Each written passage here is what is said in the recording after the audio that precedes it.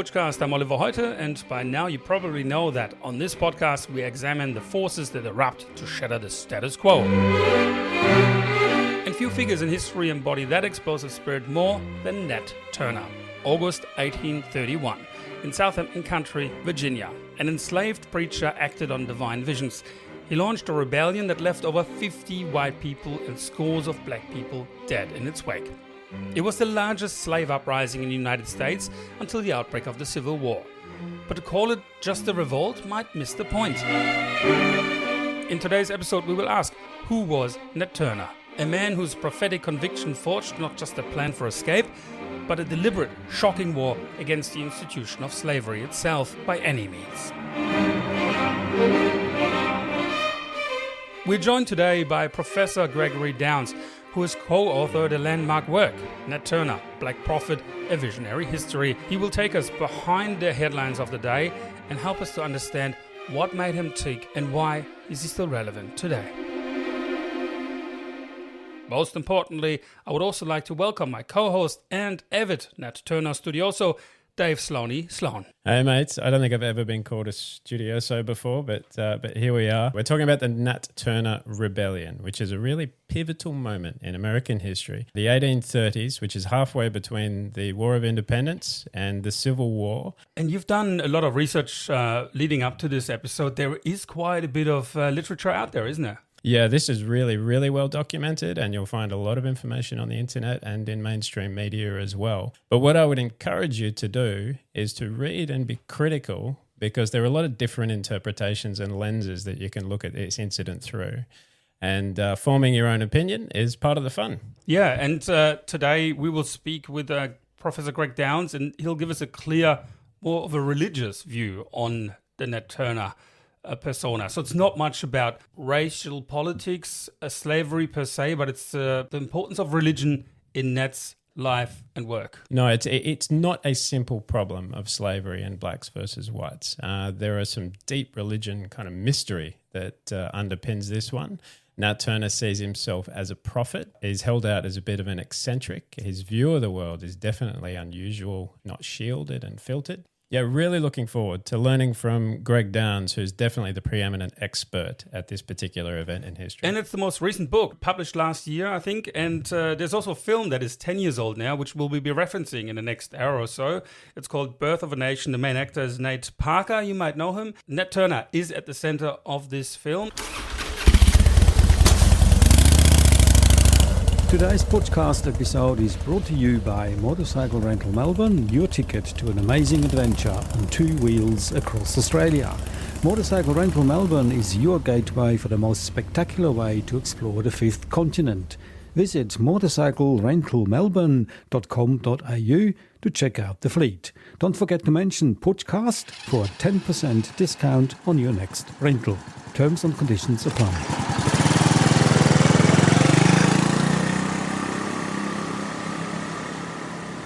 I'm excited now to have Professor Gregory Downs here on Pushcast for our very first North American episode. Gregory, could you just introduce yourself a bit and tell our listeners what your field of expertise is? Yes, I'm so excited to be here, and thanks for having me. I'm a professor of history at the University of California, Davis, specialist in 19th century U.S. history, which is the period of the growth of slavery, the coming of the Civil War, emancipation during the Civil War, and the struggle that Americans call Reconstruction after the Civil War, which is the period in which people aim to work out different competing visions of what a post-emancipation United States will look like. So I've published 3 books, other than the one that we'll talk about today, and another one that is forthcoming on why Reconstruction matters, that'll come out in 2027. And I published three prior books on slavery, the coming of the Civil War, and especially Reconstruction. And our podcast is called Pushcast. We talk about coups, rebellions, revolutions, successful ones, failed ones, and that's why you're here today. And you've already given us a time frame, the 19th century. We've picked out a revolutionary that many people outside of America may not have heard of. Dave, who is it? Yeah, so we're talking about Nat Turner and the Nat Turner's Rebellion. which took place in the 1830s in America. Now, this is a standout event in American history, in particular in that period between the War of Independence and the Civil War. So really happy to be talking to you about this one, Greg Downs. The Putschcast audience is a global audience. Now, I'm not an American, you might have guessed, and many of our listeners probably fit into the same camp. As a piece of American history, this is particularly important, but probably a bit of a blind spot for a lot of people. So just looking at unearthing it and finding out the details and the implication of this particular event for America, and in particular the story of slavery in America. Yeah, and we had a bit of a chat beforehand, discussing the topic of slavery in North America, which is obviously well documented. There's plenty of documentation, there is films, TV series, due to America being such a powerful voice in the world. Greg, for me, my first recollection of the topic as a young teenager was the 80s series North and South with Patrick Swayze in it and a few other people. And then going back to that, I think most, and maybe the same for our listeners, most topics around slavery always have to do with the Civil War in some shape or form, because it's this obviously pivotal moment in US history.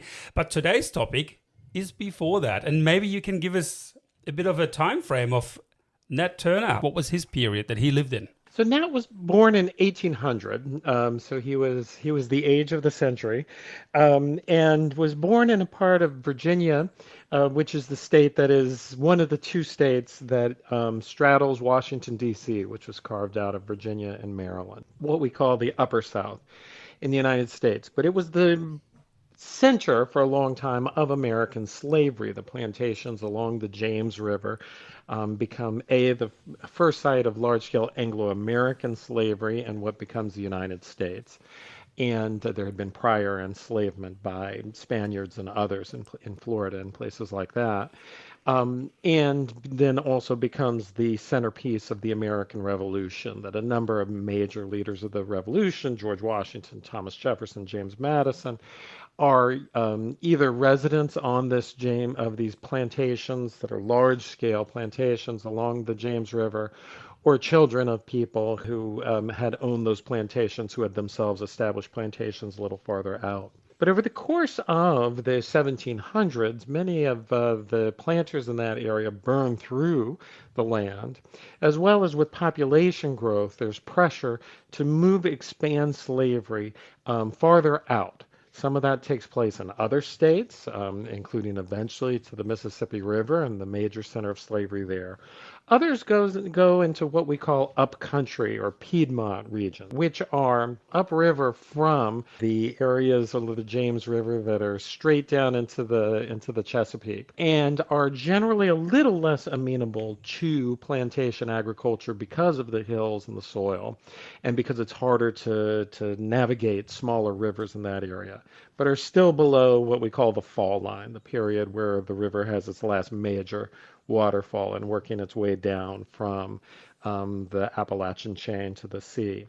And so Turner, the family that owned Nat, had been part of a Virginia movement into that area that was actually illegal on its own terms in the mid to late 1700s, prior to treaties with native nations that opened the region up for settlement. And so they had moved enslaved people down into that region and brought them with them. So it's sort of at the edge or even frontier of slavery in Virginia as they arrive there. It's a little disconnected from the vast plantations that people might go visit or protest in front of today. And it's an area where slavery is growing pretty significantly, and yet it's also a little bit removed from the vast slave complexes of places like the James River, the islands off of coastal South Carolina, or the Mississippi River Valley, where it takes place on a much larger scale. So Nat is born there in 1800. There are different stories. A great deal around him is mysterious. But there are different stories about the ways that, about his parentage. The most common is that his mother was also enslaved by the Turner family, which makes sense in that in American law, the children of an enslaved mother belong to the owner of the enslaved woman. But there's divergent stories that circulate about whether the mother herself had been imported from Africa or whether her mother, her grandmother, was also present on the plantation, which is what Nat says, that he's raised by his mother and grandmother. His father, Nat says, had escaped when he was a young boy and had not been seen again. And there's various stories about either his successful escape or his capture and killing or both. In this frontier area, both white and black Virginians quickly gravitate to religions that are not part of the Church of England that had dominated the old river valleys. The Quakers established there quite early, and they become a centerpiece of the American anti-slavery. Baptists, who are an older existing religious movement, but who explode suddenly in late 18th century United States, especially in these kind of frontier zones. And then the Methodists, who develop out of John Wesley and Charles Wesley's reform movement within the Church of England, but emerge as its own denomination in the late 18th century and attracts people also kind of far out and away from the centers of power. And Greg, what you're saying there, that religious explosion, does that apply equally to slaves as well as the general American population? Did slaves have a choice when it came to their religion? And both of these are really fascinating questions because scholars have wrestled with this, including the whole question of how to understand choice in a system of chattel slavery, right? They wrestle with this in the question of sexual relationships. Could enslaved women give consent? In cases where there's, decades-long connections between people, does that make sense? And how do we think of choice in something like this? But when you look at the practice of church going, you see a couple of divergent strains. One of which is that some white enslavers, until the 1820s or 1830s, pay very little attention to religious training of enslaved people. In part, this is a holdover from an assumption that black Africans could be enslaved because they weren't Christians, that enslaving Christians was a sin, and a wariness as they get descendant generations who do Christianize. In part because there's not a critical anti-slavery movement that slave owners feel they have to defend themselves against. But the combination of what we call the evangelical waves that become the Second Great Awakening and that Baptists and Methodists are at the center of, the rise of slavery critique that puts enslavers kind of back on their heels and feeling they have to justify it, and the solidifying of property law that says even if enslaved people are Christian, they're still enslaved, create increased interest by planters in converting enslaved people as a way of showing their reform, their goodwill. And yet also there's clearly room for choice. That there are in most records of churches that keep these records of people who are enslaved by people who don't go to a church, who do go to that church. There's some speculation sometimes that was more appealing because you built other connections. And there are places where you can see enslavers going to church, but not enslaved people.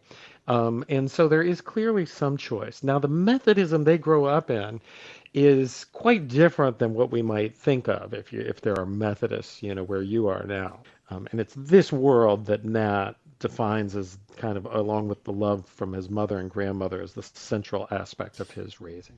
Yeah, okay. So if we can get a little bit to the character of Nat in this religious context, I think one of the things that I've read from your book actually is that the Turner family, the family that owns Nat, established and built a church. Nat finds it, I guess, distressing or conflicting that the Turner family is committed to biracial Methodism. So the church is there for themselves as well as their slaves. And simultaneously, they're obviously committed to enslavement. The Bible teaches that God is accepting of all races and all nations. So there's obviously a sort of a conflict there that Nat can't quite get his head around, and that seems to be, I guess, one of the sparks that sits there and kind of burns away within Nat, and ultimately results in this rebellion. His stories, which we'll talk about how they get recorded later, of his early days in the church are intense and largely joyful as a young child. He's clearly, by every account, including other accounts in the neighborhood, an extraordinarily bright child who picks up and absorbs things, who seems to teach himself to read much earlier than other people, even though it was illegal for enslaved people to read, and becomes a source of wonder. Does he have a lot to read other than the Bible? Yeah. Probably mostly the Bible. He never mentions anything else, and he has a really intense knowledge of the Bible. And there is a copy of what is purported to be his Bible in the Smithsonian in Washington, D.C. that was kept by a white family for a century or more. And so he is, impresses people. He's obsessed with memorizing the aspects of Methodism, which is really practices, hymns, trying to perfect themselves to approach God, the kind of movement of what we call pietism through, and becomes renowned as someone who is bound to be a preacher. And there were black preachers, and there were enslaved preachers. This is not completely unimaginable that he's, on this path.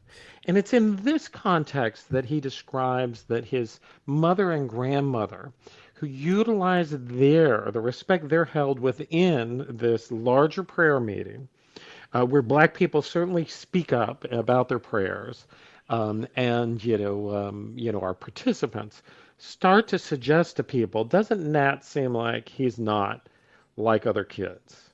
Doesn't it seem like God has called him to be a preacher? And what they are preparing the ground for is a broader religious community that will say, Nat isn't fitted for field work. He's fitted to be a preacher, and therefore he should be freed. This period, as he's a young person, and really even more the decade before he's born, there's lots of free black people around. One of his enslavers' relatives had freed the whole side of that family, had freed all of their enslaved people. So there are lots who had mostly taken the Turner last name. So there's actually lots of black Turners around. And it's only as he's aging, getting closer to adolescence, that the practice of emancipating slaves becomes less and less common. Virginia makes it more difficult, passes laws to make it more difficult, and Methodism, which had incorporated an anti-slavery ethos, even in the South, is withdrawing from that. So they're speaking about a Methodism they saw, his mother and grandmother, and that's fading as he ages.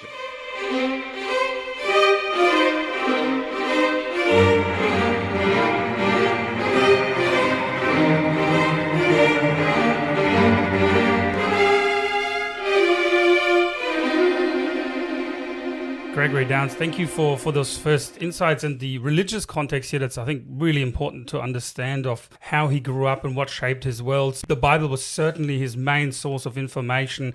He would have seen other preachers, white or black. The living circumstances that Nat Turner grew up in, you've already spoken, they're pretty much at the frontier of slavery. So we're not talking a very established area. I assume they're big farms. The Bible for him, the stories in there must have been from another planet, because if you are living on the outskirts of Virginia, New York or other cities would have been a world away, let alone Egypt or any other mysterious places. It was probably like from a fairy tale land to him. What I've always learned in my few parts of exposure to that history is that there was mainly slaves who had to work the farms. And then there were ones that were seen as more privileged who were in the home doing house duties. Kids played with white kids to keep them entertained. Do we know how Nat grew up? Did he have time for this, or did he have to work the fields for 14 hours a day in horrible conditions? As a young child, he's a close playmate of one of the Turner children who is not killed. Other Turners are killed in the rebellion that we'll get to.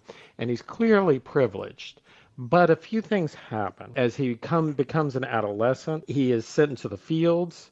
At the death of his enslavers, he is given in wills to young children who then, it becomes their parents or their guardians become the caretakers. He's hired out. For him and for his mother, it seems very shocking reinsertion into enslaved life as a field laborer. It's not cotton fields or tobacco in that region. It's apples for things like brandy and cider. It is corn. There is some cotton and an increasing amount, but it's not the heart of that belt. But yes, he'd have been working in these patterns of seasonal agricultural forced labor. He has signs that he's been beaten at one point for what they would have called impudence, for disobedience, and that he's seen as someone who has to be forced into field work because he is so obviously different. And it's in this context, instead of aging in to be a preacher, he ages into being, as he becomes an adult, something more like an eccentric. Other enslaved people know that he has a intense relationship with God, but he is not someone that is running what we would call brush harbor churches where enslaved people meet in the wood. He's known as a religious figure, but more of a eccentric one. Is his view of himself as a prophet supported by the people around him? This is something that emerges as he ages, that he has this first vision in 1822, so at the age of 22.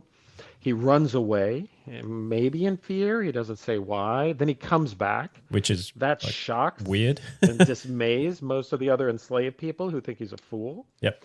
For this, and they mock him. As he says, they murmur against him, using a word that Moses used to describe when the people turned against him. Do his owners punish him for having run away? That is not the incident that's attached to the beating, which happens a little later in his life. We're not sure exactly how, but it appears that he's separated from a woman who he is not married formally or legally, but been married to, and a child, a son, who belong to someone else in the neighborhood and are separated away. He's going through this period of intense alienation, and he starts having more and more visions, and really shocking visions, signs of wars in the sky between white and black spirits, signs of blood on the leaves.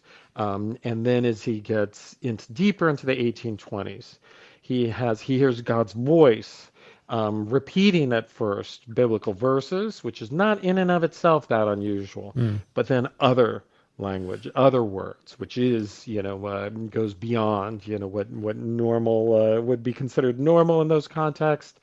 And he sees an image of Christ crucified in the sky, and says he realizes the constellations are not the constellations, but they are Jesus returning, that he's bleeding down into the world, and that this is the sign to him that the end of the world has come, and that what God is calling him to do is to be a general in the battle for the end of the world, apocalypse. In the book, Nat's visions are described in some detail. Some of them have a practical and a physical explanation, solar eclipse, volcanoes that are going off in Central America at the time, and I guess anomalies like this. What do you believe is behind these visions? Well, I'm working through, an oddity of the book is that a close friend of mine had started it and conceived it and then died. And then I did the work we had worked together for a year while he was suffering, and then I did the work of bringing his vision to fruition. So I'll answer a little bit more like how my friend Tony Kay,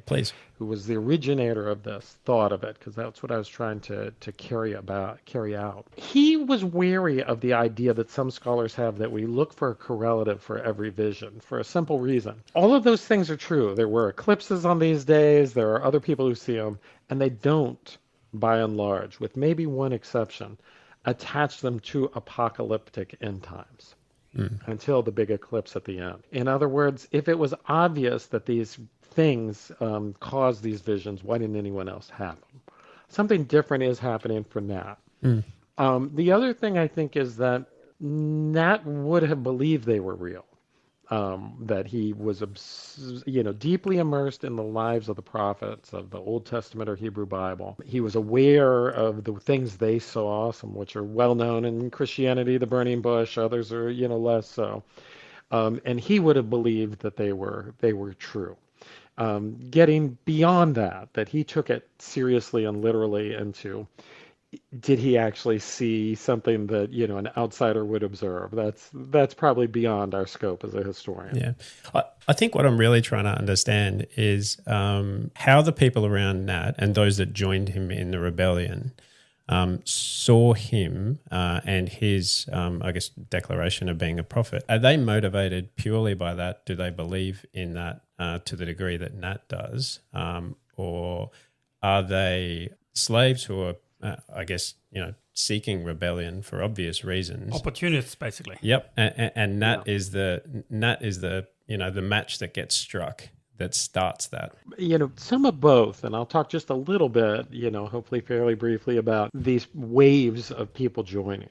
When he is known for even white people around know that he's talking about these visions. And they don't immediately see them as, in fact, many of them don't consider them a threat at all, with one exception. The brother of his final enslaver, don't consider him a threat. They think, there's a lot of prophets around. Yep. There's a number of white and black prophets. They may not see that as unusual. And B, he's a well-known eccentric, so they don't think he can lead people. But he does, over 1830, start to build up a group of 4 people who he trusts and tells us. Now, all of these people are connected in one way or another to the cluster of families around, mostly Methodist. Many of them have, like Nat, been passed from one person to another. And some of them, like Nat, had probably come to learn that they had been mortgaged and there was a potential of being moved again. So they all have plenty of grounds for personal grievance. How many of them believe in Nat is hard to know. He believes that this core group does.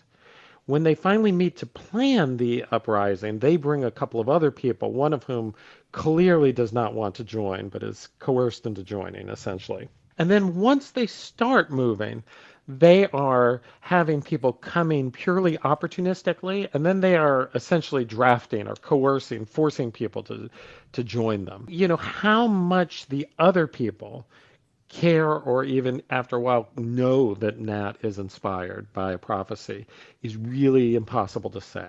It's common in the interrogations after for people to talk about his prophecies, but it is not clear how many beyond himself and maybe a small core were actually motivated by it. They saw a chance to strike against slavery and joined up, and they saw a person who believed he could win, which of course is the key thing in a question like this. Why have confidence? Yeah, this seems to be a common ingredient in a lot of the rebellions and uprisings that we cover. That there's a central figure with a good degree of charisma that's able to, I guess, influence and lead. And that's interesting because you've described him as an eccentric, but he is highly energized and has a very clear kind of purpose and direction of travel. And I think people seem to gravitate to that. Putcast. Follow us on Facebook or Instagram to find out about the latest coup coming your way. We're speaking with Professor Gregory Downs, author of Nat Turner, Black Prophet, A Visionary History. We've just learned about the religious historical context in the early 19th century USA, which was a young country at the time. There wasn't a clear division yet, as I understand it, between North and South. That sort of started to evolve over the next decade or two, basically around the topic of slavery, but also the industrialization probably had a thing or two to play, that the North became more and more powerful. We've learned that Nat was very intelligent, charismatic. He had the Bible as his main source of information. At the very start, or early on, Gregory, I spoke about the popular culture I've been exposed to and that I consume and still do. And there is a film about Nat Turner from 2016 called Birth of a Nation, which is almost a biopic, you can say. And I've watched it twice with a few years in between. And again, it's been 10 years this year. First of all, Can I ask you what you think of the film before we actually start talking through the rebellion? Because I would love to ask you a few questions of how much is Hollywood, how much is true. What was your first reaction when you saw the film? I'll split it in two because I saw it as a person, and then and then I joined this project of my friend in common. I mean, I think I was glad that it was brought to the screen. It came out in a way that kind of muddied its release because there were accusations against one of the filmmakers, and so it did not. It was a sort of big build up, and then it kind of passed more quickly because of that. And, Tony Kaye, who had originated the project, was pretty wary of it for reasons that, I think, you can either attribute to historians nitpicking or to really principled, questions. One of which is, the thing that he has, was resistant to in most of the pop cultural visions. The other big one would be William Styron's Pulitzer Prize winning novel, The Confessions of Nat Turner. But the thing that Tony was wary of was a strong desire to put Nat in one of two categories. One of which is person motivated by personal grievance, which has clearly got to be true at some level, but also got to be insufficient, right? There are millions of enslaved people who have, enormous reason for grievance under a system of slavery, and very few of them start organized rebellions. And so he thought that kind of missed the point. But the other category he can be put into is, or it's really two categories, but that fit together, one of which is liberal revolutionary, kind of the next revolutionary, which really does not capture what he was aiming toward, as we'll talk about, or kind of proto-black nationalist. And both of those, he felt like really were efforts to turn Nat into a figure for the current day, to make him a usable figure for protesters or activists today, which they need. But in the process, they lost the strangeness and specificity of Nat. Your slaves sure do know how to behave. Well, they God-fearing. One of them's a preacher. People might pay good money to have them calm down a bit, especially by one of their own. I lead you to Peter 2:18. Submit yourselves to your masters, not only to those who are good and considerate, but also to those who are harsh. I'm Nat. What you think you're doing, boy? I asked you a question. You're done preaching for a little while. Learned your lesson, boy? Oh, yes.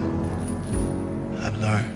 In the film, he has this very long-standing relationship with his owner. I think it's Samuel Turner. And he becomes a cash cow for him, to use that term, going from farm to farm, appeasing other slaves with his prophecy. But then he is exposed to extreme violence that he has not experienced in his own life. This is all according to the film, where you can see two male slaves being force-fed, and this is very graphic, by their teeth being chiseled out beforehand, before a metal funnel is being shoved down their necks, and they're being force-fed because they refuse to work. And this is one of the incidents that he witnesses that radicalize him, to use that word. And then you've just mentioned it, Greg.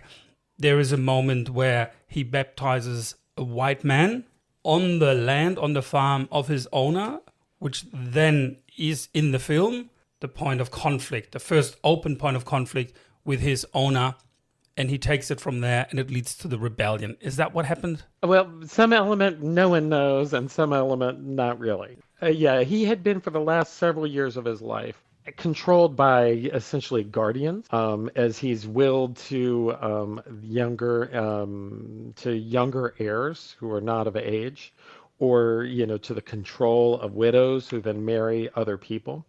So he's actually owned by a he's not owned, but he's managed by a non-Turner who is the husband of the mother of his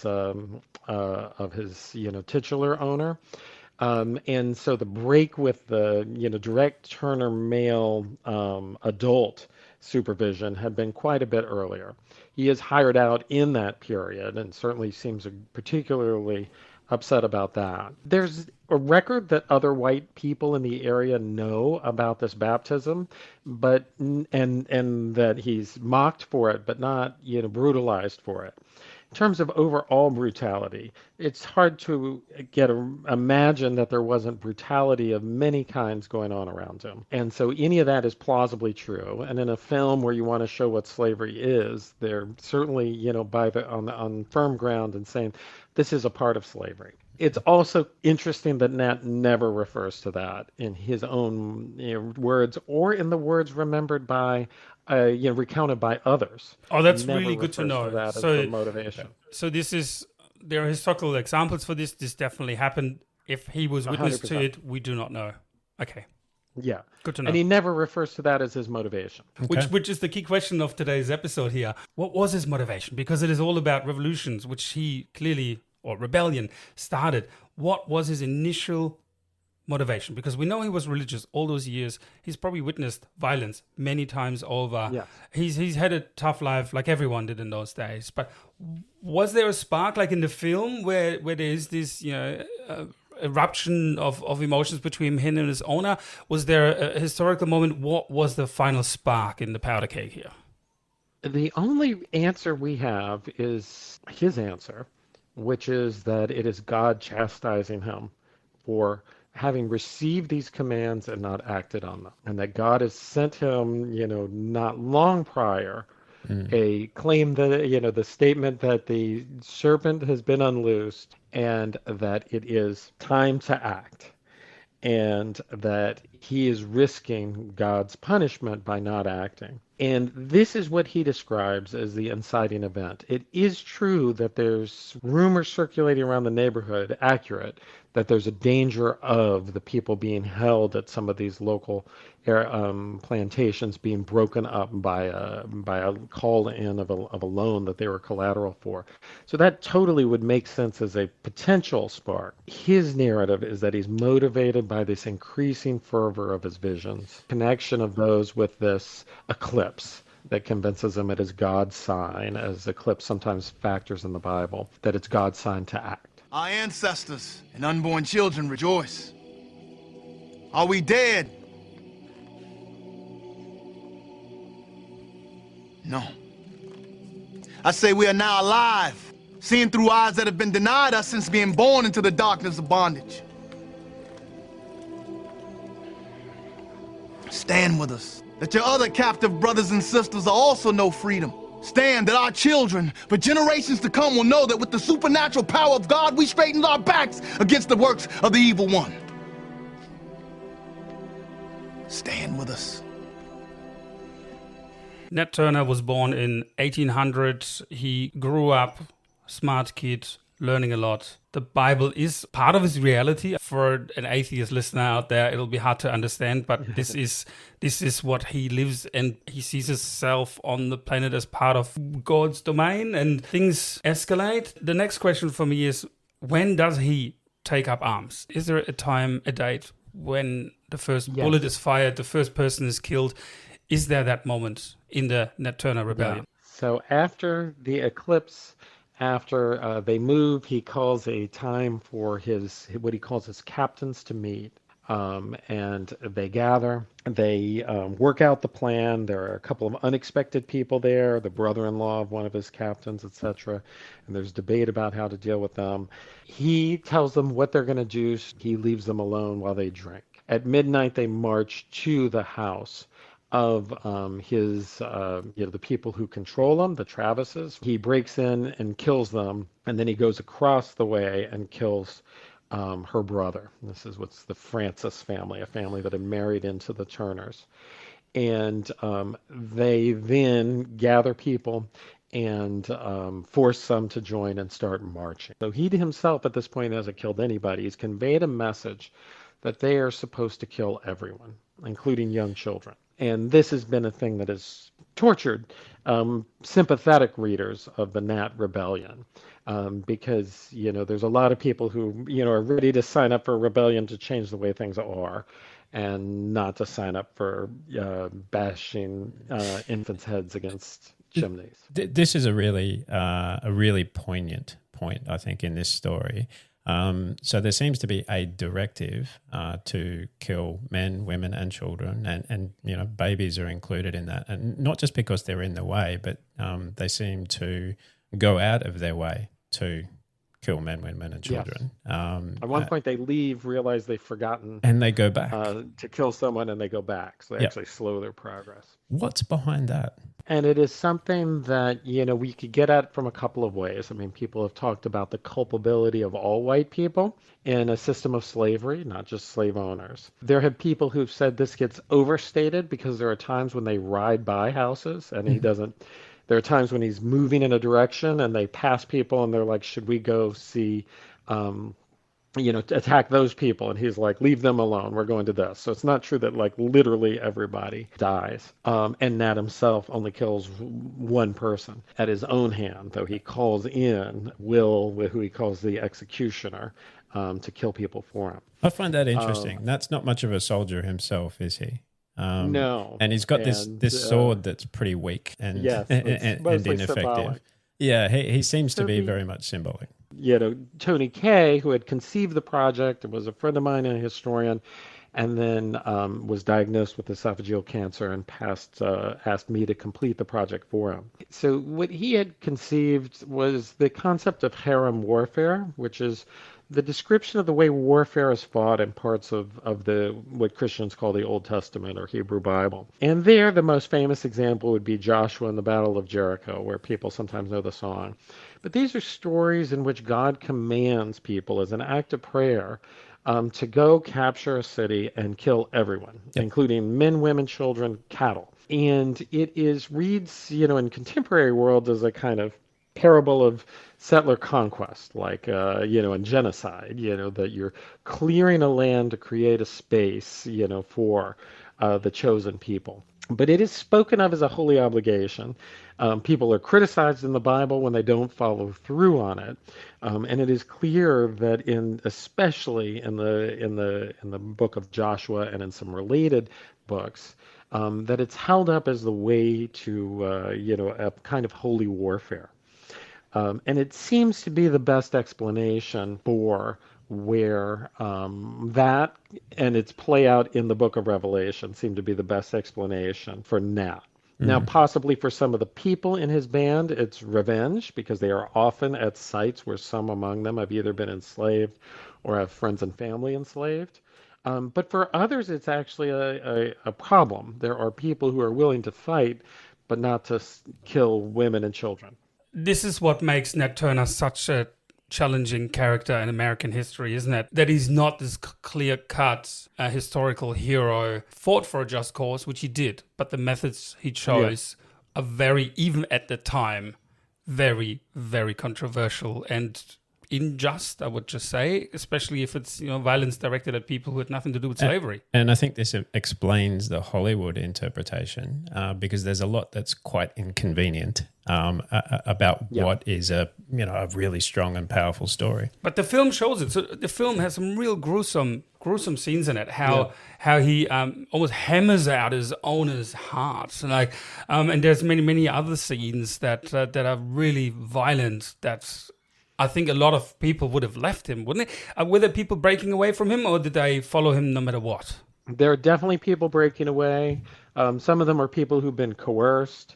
There's some of this is surely people after they've been captured saying, I didn't want to, but others are people seen running away. And, that the Nat says they have to set up guards at the back of their phalanx to make sure that wavering people can't get past what he thinks are the true believers. I think it's important to understand that this definitely isn't a general rebellion of slaves in this area. Nat has to work really, really hard on recruitment. I guess, swelling the rebellion as it takes place over a couple of days.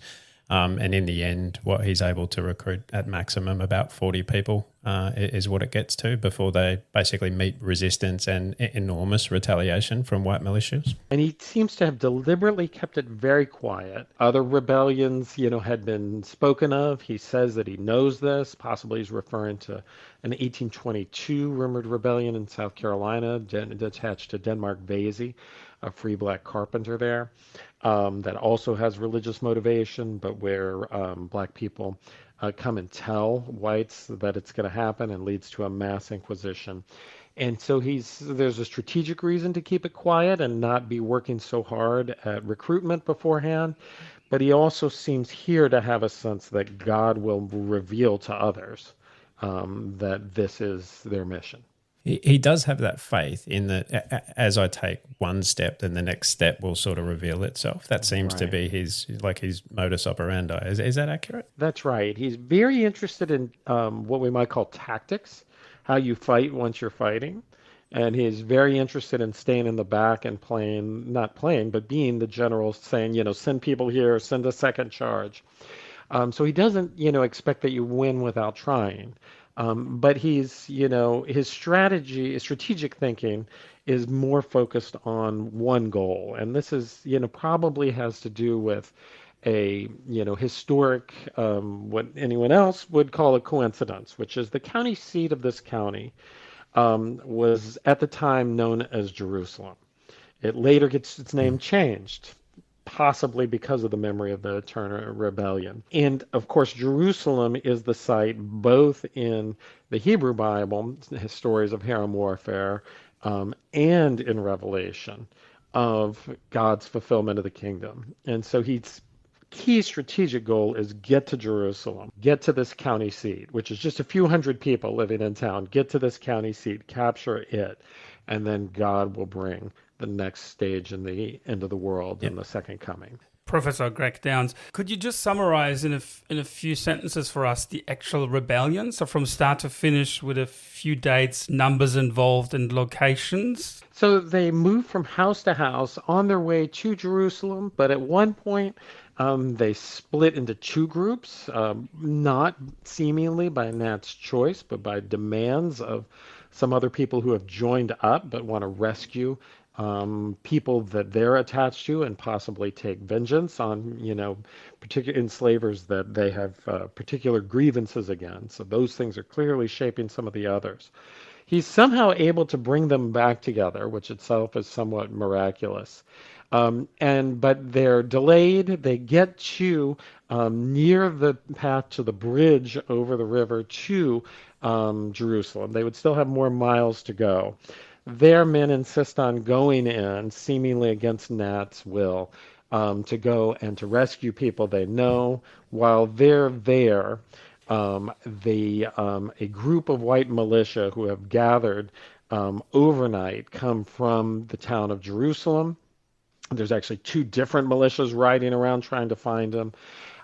He encounters the first and outmaneuvers them and sends them in flight. And as he's trying to press his advantage, the second one comes up behind them, kind of by chance, and they drive him back and break up the group.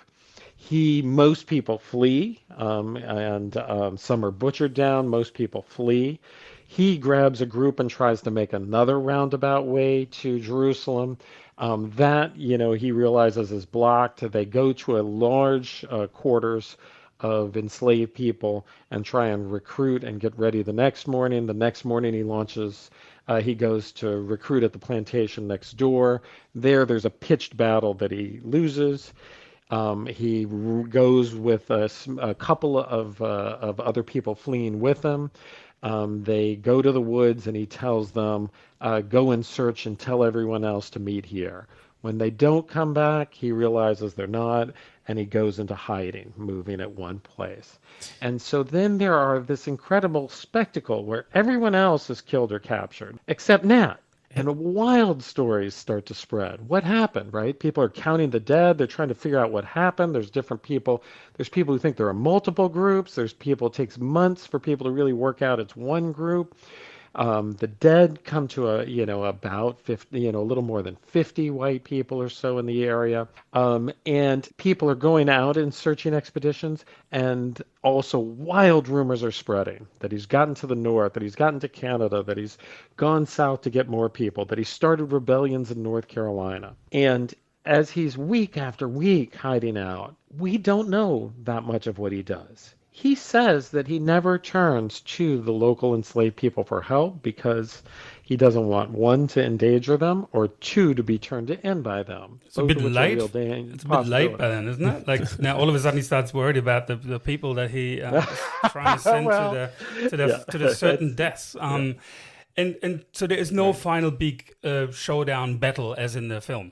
No, there are a couple of, there are these two battles they lose, one with a larger group and then another with a smaller group the subsequent day. And he's hiding out for weeks and weeks at a time. And then when one of the enslaving family passes by, he steps out and exposes himself, pauses, and then gives over his sword.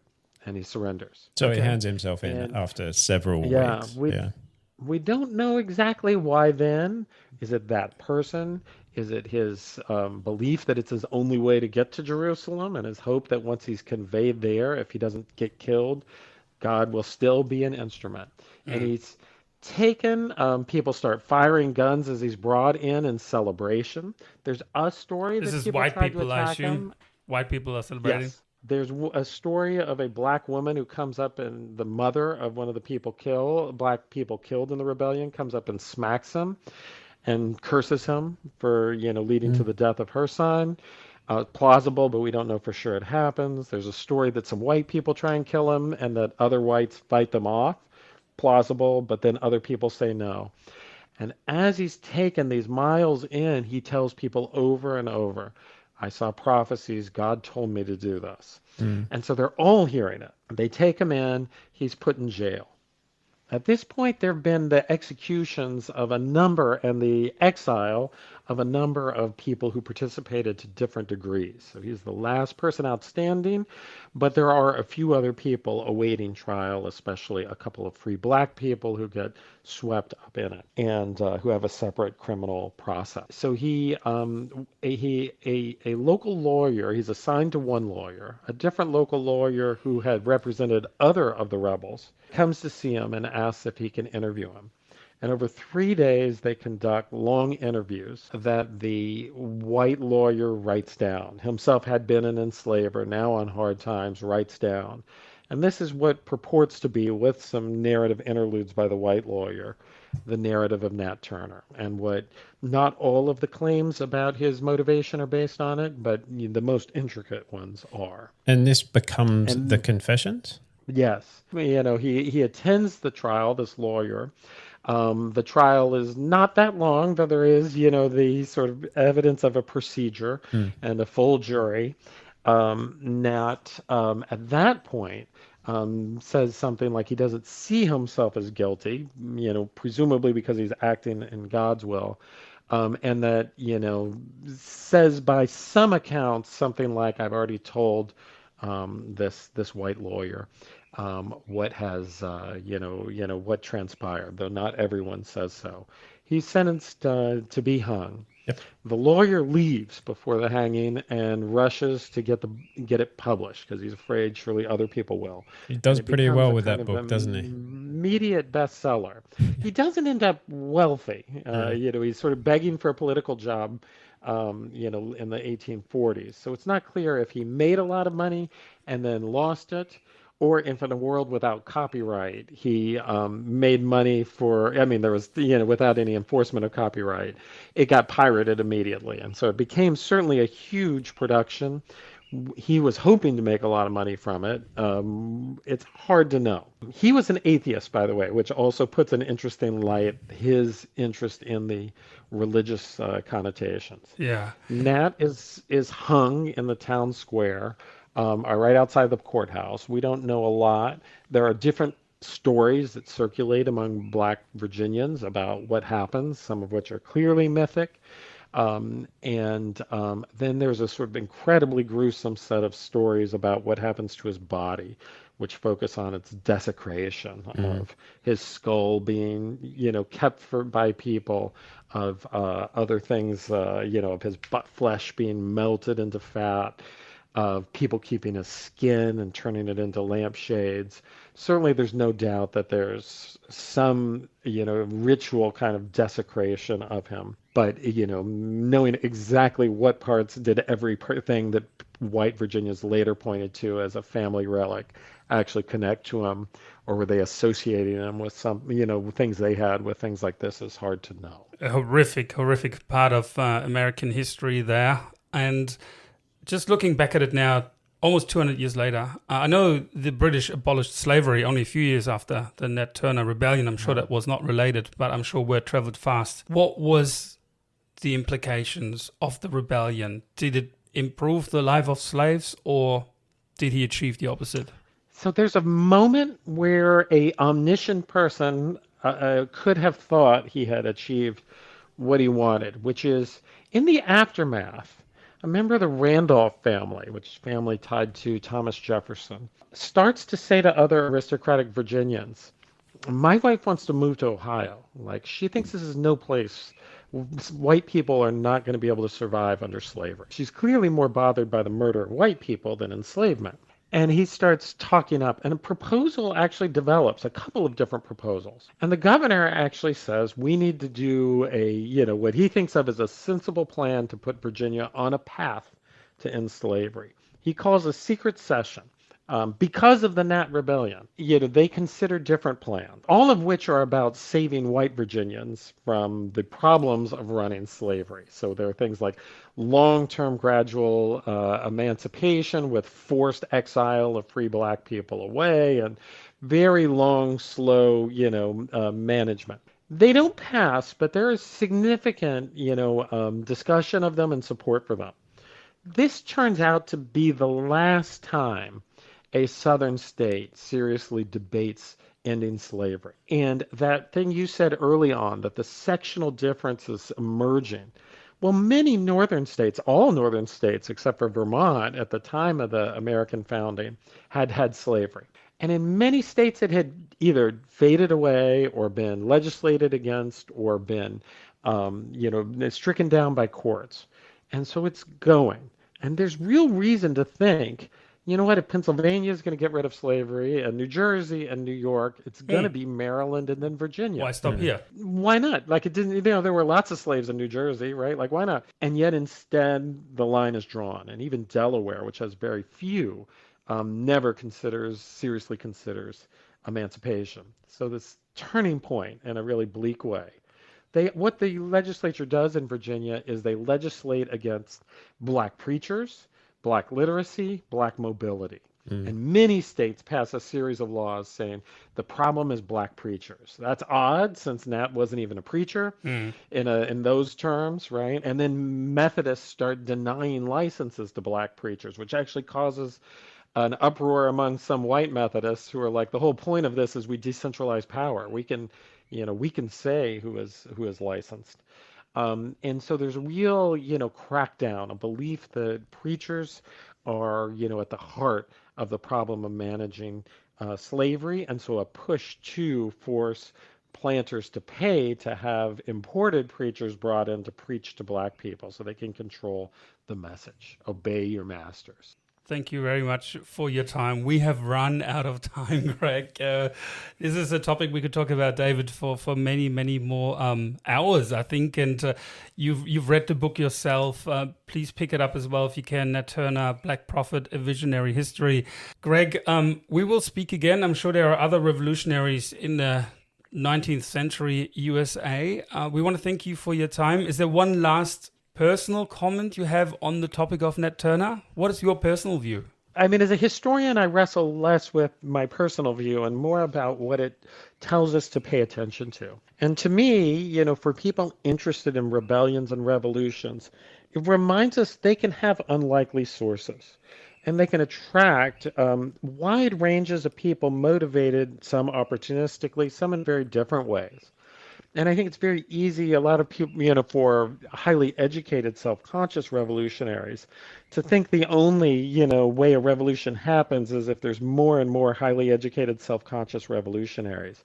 But in practice, it turns out often not to be the case, and that there's other things that motivate people that start to draw in and create situations where people can act.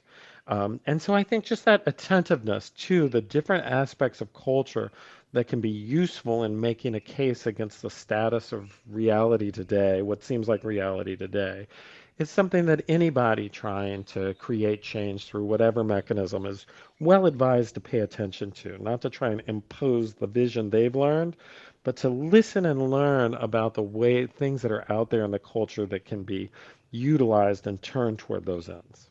Thank you very much. And for everyone else listening, remember the film Birth of a Nation 2016. The main actor was Nate Parker. A bit of Hollywood, of course, but I think it's a really good starting point on the topic of the Nat Turner Rebellion. David? Oh, look, I would encourage you to read the book first. So have a look for it. Nat Turner, Black Prophet by Tony Kay and Greg Downs. It is a really interesting read. I've got pages and pages of questions I didn't get to ask today because this is truly a kind of a complex and multifaceted little situation. that turns out to be very emblematic in the history of America. So a great one to learn about, and hopefully we get to talk about it more soon. All right. Well, book first, then the movie. And Recommend again, it. thank you very much. This was Pushcast on Nat Turner. And if you're interested in someone very, very similar, check out our episode on Thomas Müntzer. He was also a preacher. He also led a very violent revolution in the name of God. And he just lived 300 years earlier. I don't think they knew each other, obviously, but the story is just so similar. Thank you very much. Pushcast. Follow us on Facebook or Instagram to find out about the latest coup coming your way.